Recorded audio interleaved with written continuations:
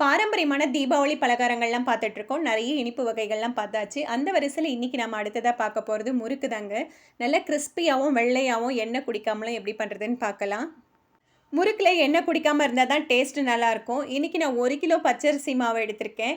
பச்சரிசிய நல்லா கழுவிட்டு வெயில்ல காய வச்சு அத மிஷின்ல குடுத்து மாவு அரைச்சிருக்கேன். இதுக்கு 100 கிராம் உளுத்தம் பருப்பு, 100 கிராம் பொட்டுக்கடலை இது 2த்தையும் வெறும் வாணலியில பொன்னிறமா வறுத்து எடுத்துக்கணும்.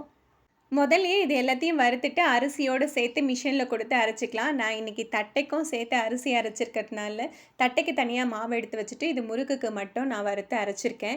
இது எல்லாத்தையும் மிக்ஸி ஜார்ல சேர்த்து நல்லா நைஸா பொடி பண்ணிட்டு, மாவோடு சேர்த்து கலந்து விட்டுட்டு, சல்லடை வச்சு நல்லா சலிச்சு எடுத்துக்கலாம். ஒவ்வொன்னத்தையும் தனித்தனியா சலிக்கிறதுக்கு பதிலா, இந்த மாதிரி கலந்து விட்டுட்டு ஒரே முறையா சலிச்சாலே போதும்.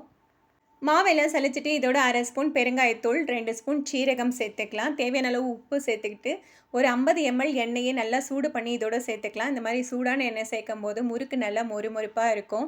ஒரு சிலர் எள்ளு சேர்த்து செய்வாங்க, ஓமம் சேர்த்தும் செய்வாங்க. தீபாவளி பலகாரத்தில நாங்க எள்ளு சேர்க்கறதில்ல, அதனால சீரகம் சேர்த்துருக்கேன். இது எல்லாத்தையும் நல்லா கலந்து விட்டுட்டு, வெதுவெதுப்பான தண்ணிய கொஞ்சம் கொஞ்சமா சேர்த்து சப்பாத்தி மாவு பதத்துக்கு பெசஞ்சுக்கணும். மாவு ரொம்ப லூஸா இருந்ததுன்னா முறுக்குல நெறைய எண்ணெய் குடிக்கும். நல்லா கட்டியா பெசஞ்சிடலாம். மாவ நல்லா உருட்டி எடுத்தோம்னா, தட்டில ஒட்டாம வரணும். இதுதான் பக்குவம். இத சின்ன சின்ன உருண்டைகளா உருட்டிட்டு, நம்ம முறுக்கு அச்சுல எந்த அச்சு வேணுமோ, அதில நம்ம போட்டு பிழிஞ்சு எடுத்துக்கலாம். ஜல்லிக்கரண்டிய இந்த மாதிரி திருப்பி வச்சுட்டு, ஒவ்வொரு முறுக்கா சுத்தி நம்ம எண்ணெயில போட்டுக்கலாம். நெறைய செய்ய நினைக்கிறவங்க, வெள்ளை துணிய விரிச்சு வச்சுட்டு, அது மேல நெறைய முறுக்கெல்லாம் முதல்லயே புழிஞ்சு வச்சுட்டு, அதுக்கப்புறம் எண்ணெயில போட்டு பொரிச்சு எடுத்துக்கலாம். முறுக்கு வேகறதுக்கு ரொம்ப நேரம் எடுக்காது. ஒவ்வொரு பக்கமும் 2, 3 நிமிஷம் வெந்தாலே போதும்.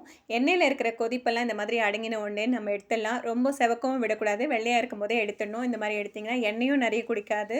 நல்லா வெள்ளையாவும் இருக்கும், கிரிஸ்பியாவும், டேஸ்டியாவும் இருக்கும். நீங்களும் இந்த தீபாவளிக்கு ட்ரை பண்ணி பாருங்க. வீடியோ பிடிச்சிருந்தா லைக் பண்ணுங்க. உங்க ஃப்ரெண்ட்ஸ் எல்லாருக்குமே ஷேர் பண்ணுங்க.